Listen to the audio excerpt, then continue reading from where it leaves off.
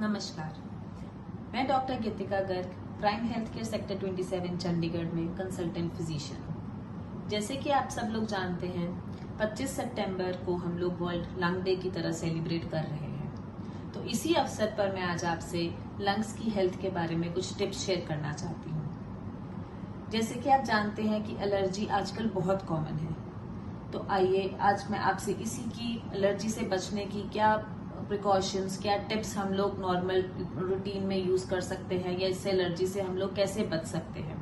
तो सबसे पहले हमें ये पता होना चाहिए कि लंग एलर्जी होती क्या है। लंग्स एलर्जी हमें दो तरह में हम लोग नॉर्मली डिवाइड करते हैं, या तो नाक और गले की एलर्जी जिसे हम एलर्जिक राइनाइटिस बोलते हैं, या फिर छाती की एलर्जी जिसे हम एलर्जिक ब्रोंकाइटिस बोलते हैं या ब्रोंकियल एस्थमा बोलते हैं।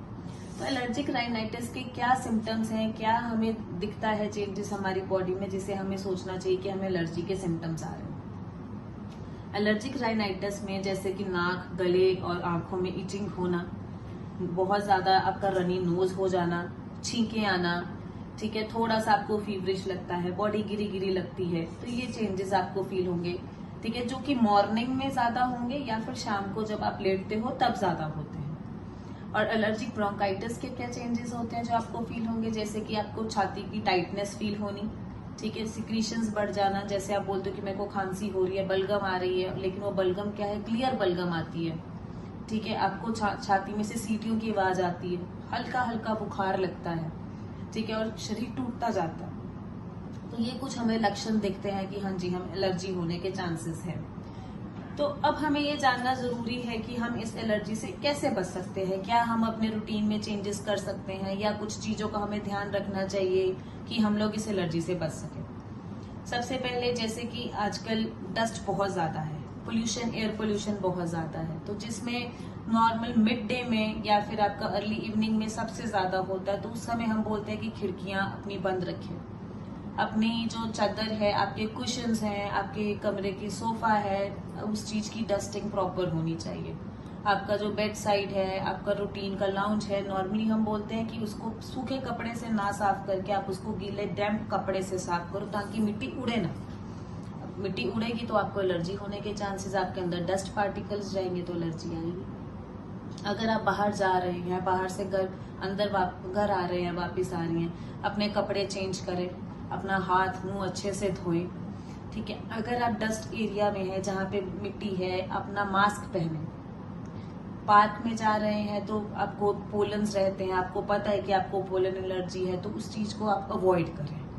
आपके घर में पेट्स हैं, नॉर्मली हम लोग जिनको एलर्जी होती है तो हम लोग अवॉइड ही करते हैं कि वो पेट्स ना रखें, लेकिन जिनको एलर्जी नहीं है दे डू कीप पेट्स, तो हम उस चीज को मना नहीं करते। लेकिन फिर भी अगर आपको एलर्जी है तो कोशिश करें कि आपके पेट्स आपके बिस्तरे पर आपके साथ ना सोएं। अगर लंबे टाइम तक आप क्योंकि उनके जो बाल होते हैं बहुत छोटे होते हैं तो वो एलर्जी करते हैं। या फिर अगर आपका जो कुशन्स हैं या आपकी बेडशीट्स हैं, हम लोग कोशिश करते हैं कि आप वो कॉटन की यूज करें, वूलन ना यूज करें, क्योंकि वूलन में क्या है कि फंगस के ग्रो होने के चांसेस ज्यादा होते हैं। उनको जहां आपने स्टोर करके रखना अपने ब्लैंकेट्स को, वो एरिया डैम्प नहीं होना चाहिए, वो एरिया ड्राई होना चाहिए, वहां पे एरिएशन ठीक होनी चाहिए। ये कुछ चीजें होती हैं कि जो हमें रूटीन में ध्यान रखनी है, या फिर आपको इन सब चीजों का ध्यान रखना बहुत जरूरी है। जैसे आपको पता है कि आपको एलर्जी है, आपको किसी खाने से एलर्जी है, किसी आपको जरूरी नहीं होता कि सिर्फ हमें पोलन एलर्जी हो, there are so many things कि जैसे किसी को पनीर से एलर्जी है, किसी को चॉकलेट से एलर्जी है, किसी को किसी मसाले से एलर्जी है। सो आपको उन सब चीजों का भी ध्यान रखना चाहिए, उसको उनका सेवन करने से, उनको कंज्यूम करने से हमें ये एलर्जी बढ़ सकती है। हमें बहुत स्ट्रॉन्ग परफ्यूम्स नहीं यूज करने चाहिए।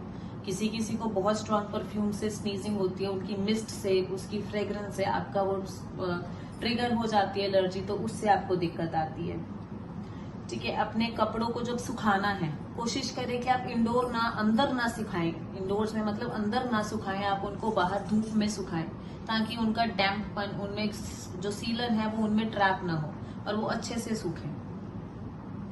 आपको जो मैंने जैसे आपको बताया फूड एलर्जी, उस चीज का आपको ध्यान रखना है, ठीक है। ये सब कुछ हिदायतें हैं। आशा करती हूँ कि आपको ये चीज हेल्पफुल रहेगी, आपके लिए आपको इसमें सहायता मिलेगी कि आप इन सब चीजों से अवॉइड करते हुए अपनी एलर्जी को कम रखेंगे। और आपको एलर्जी आते हुए जो ये मौसम आ रहा है, अभी दिवाली आ रही है, सारे फेस्टिवल्स आ रहे हैं, तो आप इन सब में अपना एंजॉय करें और एलर्जी से बच के रहें। Thank you.